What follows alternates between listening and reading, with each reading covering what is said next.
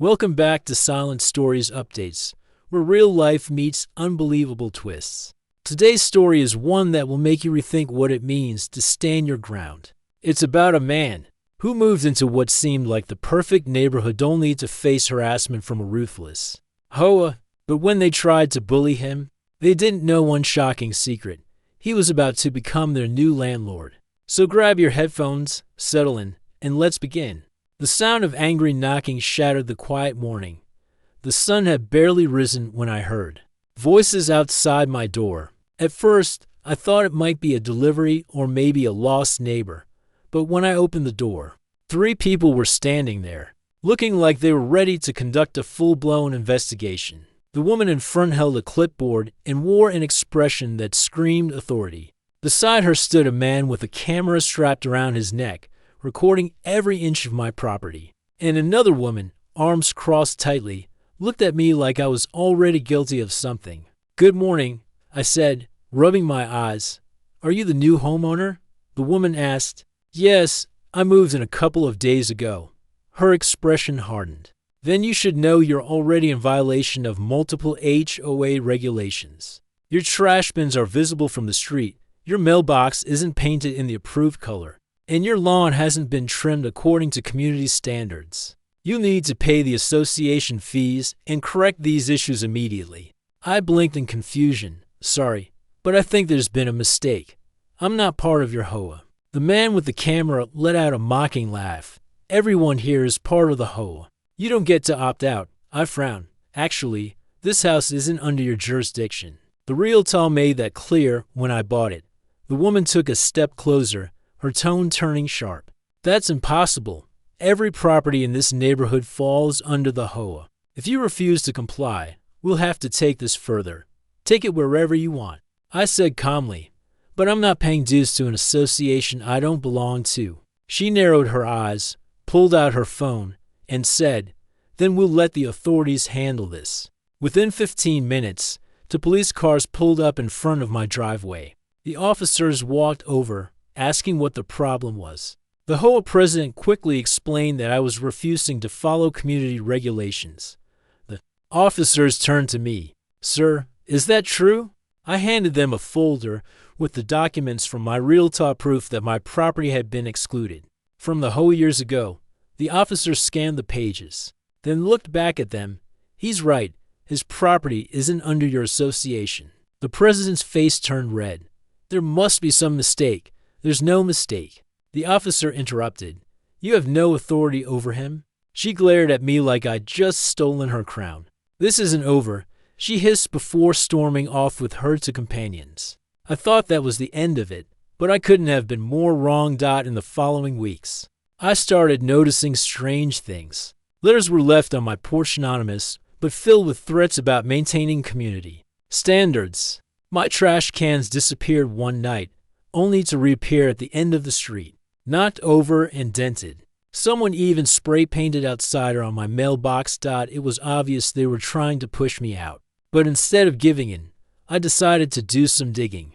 I spent nights going through public property records, land ownership documents, and HOA filings. And one night, I found something that changed everything. The land beneath several of the neighborhood's amenities, the pool, clubhouse, and even the playground, wasn't owned by the HOA. It was leased from a private owner, and that lease was about to expire. Here's where fate stepped in. When I bought my house, it came as part of a larger real estate package. I hadn't realized it at the time, but I had also purchased several parcels of land around the neighborhood, and one of those parcels was the very property the HOA had been leasing. 4 years. In short, I wasn't just their neighbor. I was about to become their landlord. I decided to let the situation play out. I waited until the lease was officially up for renewal. Then, I sent a formal notice to the HOA board, inviting them to a meeting to discuss terms of continued use. The day of the meeting, they arrived dressed like they were going into battle. The same woman who had called the cops on me was there, sitting stiffly across the table. She began without small talk. "We're here to discuss the renewal. We'd like to maintain our current terms." I nodded politely. "Of course. I've reviewed the existing lease. You've had a very favorable rate for the past decade. However, Given current market conditions, I'll need to adjust the price to reflect fair value. Her eyes narrowed. And what would that be? I slid a paper across the table. When she read it, her jaw dropped. The rate was 3 times what they'd been paying. This is outrageous. She snapped. You can't just increase it like that. I can, I said calmly. Or, if you prefer, you can vacate the property. But that means closing the clubhouse, the pool, and the playground. You need to find new land elsewhere. The room went silent. The board members exchanged nervous glances. They knew they were trapped. The amenities were their pride and joy, the things they bragged about to every new homeowner. Without them, their entire operation would collapse. Finally, the president spoke again. You're doing this out of spite, because of what happened. I looked her in the eye. No, I'm doing this because of how you treated me. You called the cops on a homeowner without checking the facts. You vandalized my property. You made my life miserable for no reason. I'm not looking for revenge. I'm looking for respect. She hesitated, the fight slowly draining from her expression. I'm offering you a fair deal, I continued. I'll lower the rate a bit if you agree to one simple condition. Leave me alone.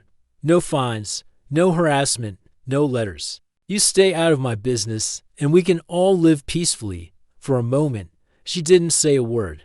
Then she sighed and nodded. Fine. After that day, everything changed. The hostility disappeared overnight. No more letters, no more mysterious vandalism, no more complaints about my trash bins or mailbox color. Even the neighbors who used to avoid me started waving when they passed. The entire atmosphere of the street shifted. A few months later, during a community barbecue at the clubhouse, the same clubhouse that now paid rent to me, the HOA president approached me again. She looked different this time, softer.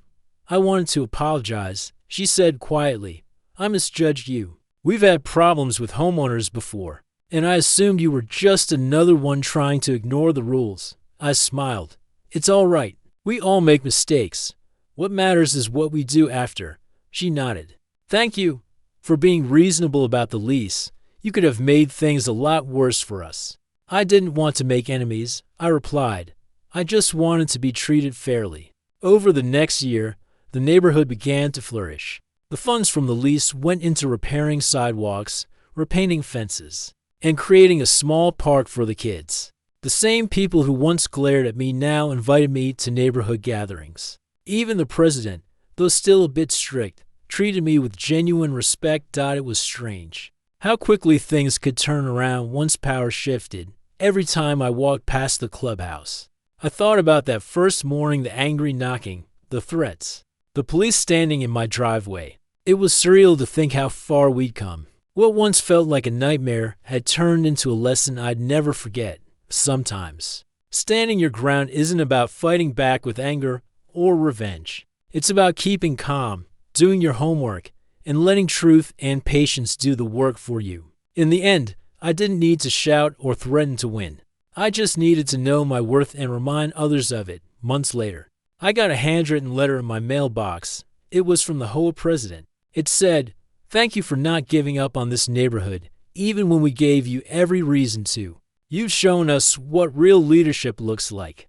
That letter meant more than any rent check they'd ever written. What started as an ugly conflict turned into a lesson in integrity, respect, and quiet strength.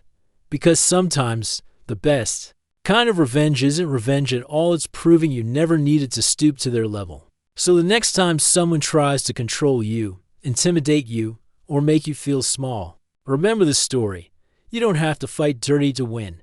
You just have to stand tall, stay calm, and let time reveal who's really in charge. This story isn't just about property lines or HOA rules, it's about boundaries in life. Knowing when to say no, knowing when to take a stand, and knowing that dignity and patience are sometimes the most powerful weapons you can wield. The HOA learned that the hard way, and I learned that peace isn't the absence of conflict, it's the presence of confidence. Thank you for watching Silent Stories Updates. If this story inspired you, make sure to like, share, and subscribe for more real-life stories with powerful lessons. Until next time, remember, calm minds win storms, and silence often speaks louder than any argument.